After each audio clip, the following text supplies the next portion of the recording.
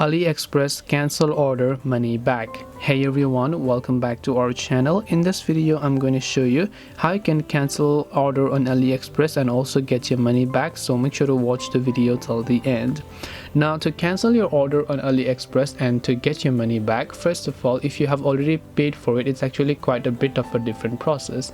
You can do this by simply going ahead and then actually opening up the AliExpress app, logging into your account. If you happen to order something, just go to the accounts tab over here where you should be able to see orders. So you can just tap the view all button next to the current orders that you might have over here, and if you have any order that you've already paid for, select that order and then select the option called cancel order if it is cancelable, because in most cases if you've just ordered it, you'll find it. Now you can also choose to see later on in dispute. If you have disputed a certain order, you'll find the disputed orders over here as well.